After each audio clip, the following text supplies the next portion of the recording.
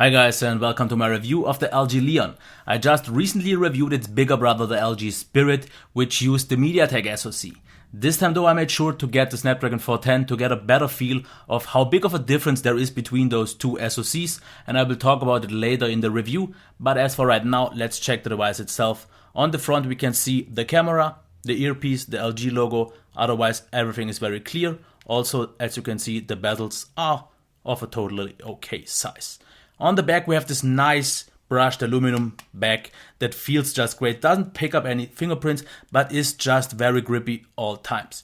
Backfiring speaker, LG logo, here we have the flash, the camera, the signature button layout from LG with the nice tactile and clicky buttons with the power button in the middle. I would prefer the button to be on the side, more classical, but therefore you have double tap to wake and double tap to sleep, so it's not really an issue. And the volume rocker on the back actually is quite a nice thing. On the top we have the headphone jack, the microphone, and on the bottom we have the micro USB and another microphone. The overall feel in hand is absolutely nicely done. The device here does click a little bit and makes it feel a little bit cheap, but this can actually be fixed very easily. If you take off the back, put a little bit of paper in it, and as odd as it sounds, this makes a ton of a difference, because now the whole device feels a lot tighter and even more substantial now. With 120 grams, it feels a little bit heavier than it actually is, but now with the solid back, it doesn't squeak anymore and it just feels more solid. There is still a little bit, as you can see here, a squeaking on this border, but this is something you have to press on and don't notice in normal use, so I'm actually fine with that. It is maybe not the thinnest device, as you can see here, but therefore also very compact, quite short, also quite narrow with a 4.5-inch display. It is very nice. We have this nice little curve that fits very well in your hand, makes one-hand use absolutely fine to use, no complaints here at all. It just lies very well in the hand, very grippy, solid button layout, no complaints here at all, really well done. So let's check the display then. We have a 4.5-inch display with a resolution of 854 by 480. It is definitely not the best resolution out there, but I also have to say it is far from being as horrible as I expected it to be. As long as you are in a zoomed out view in the browser all the time, you will be actually quite satisfied, because text was readable at all times and didn't look totally blurry as I expected it to be. The white point is absolutely excellent. Exactly where I want it to be, I wouldn't change a thing. As for the black, very deep, and due to the really nice contrast also no details get lost, even though it may look like it on the video. The viewing angles, they look a little bit worse, but that's more extreme on the recording. In actual normal use I didn't notice anything bad. The colors itself can look a little bit washed out in comparison with a really saturated display, because the colors are slightly more muted, still very vibrant and vivid. But in comparison with a very vivid one, it could look a little bit like it. But I'm actually okay. And the only thing where I'm not that super happy is still the resolution. But it was actually not as bad. So let's take a look at the sound now.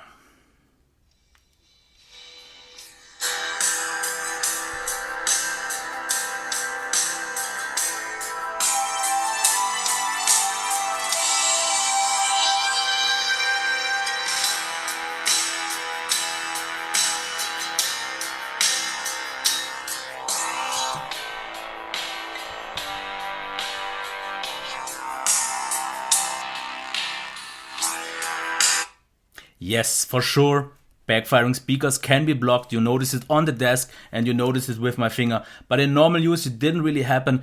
But therefore, since not having the best placement, the qualities are very well. Very loud, actually even a little bit louder than the LG Spirit, and very nice tonal balance. Maybe you heard it, actually quite some bass, very solid mids and clear highs. So as not great as the position maybe is, the sound therefore of this speaker is really convincing, and that's why I can get past the point of the not so great position. So let's take a look at the performance then. The Snapdragon 410 does a really nice job, and in overall it feels a little bit better than the Mediatek SoC. As you can see here, scrolling works very nice. Let's check Google Plus right now. Things will have to cache a little bit, but that's a normal thing. Once things are loaded and cached, as you can see here, works very, very well.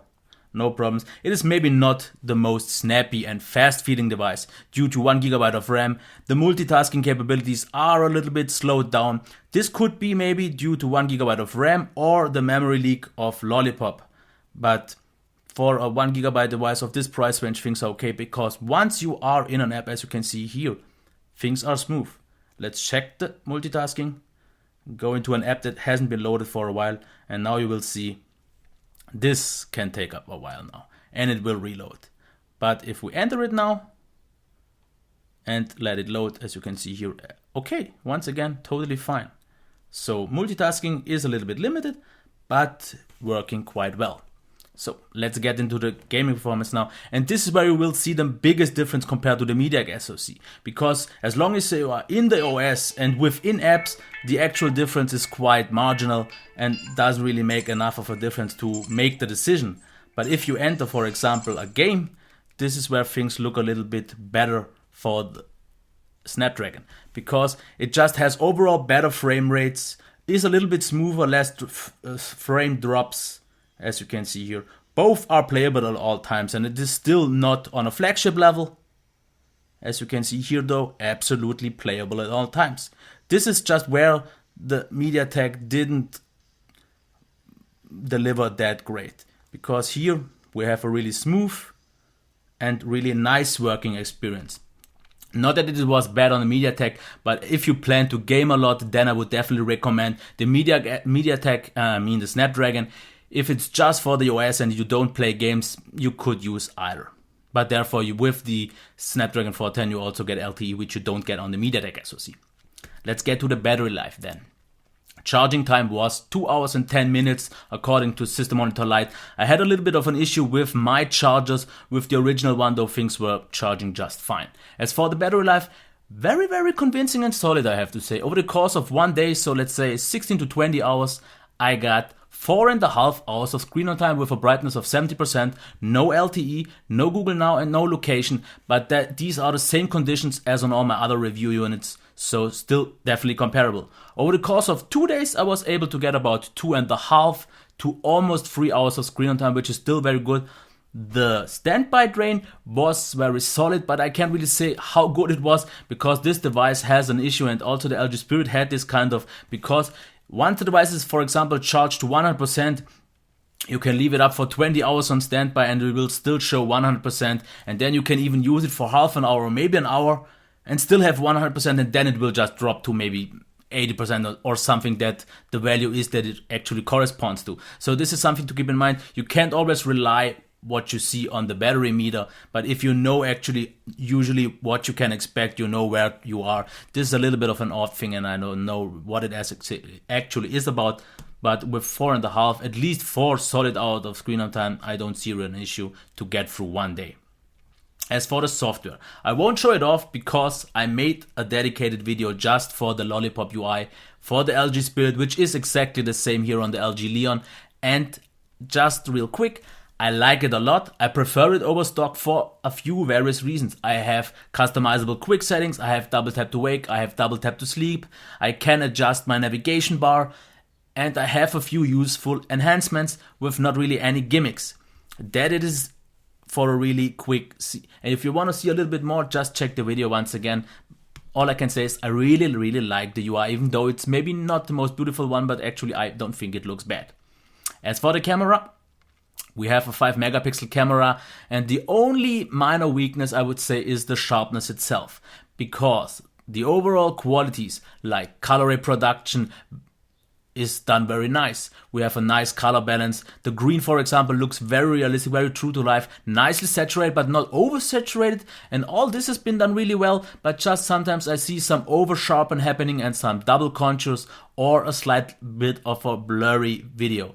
Also, low light performance wasn't maybe the very best. Things don't look really grainy, but therefore quite blurry. Video performance was actually very convincing, except of the just not that sharp image. Therefore, autofocus worked very smooth and fast. It did work smooth within the video, and the colors once again were very nice. So the camera for its price does a solid job, but for a little bit more money on other devices you can get quite a lot of better performance, but I will get to that later. So let's get to the recap.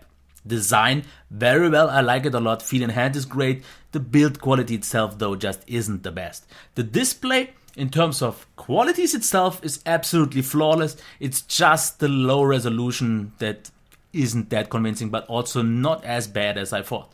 The sound, absolutely impressive.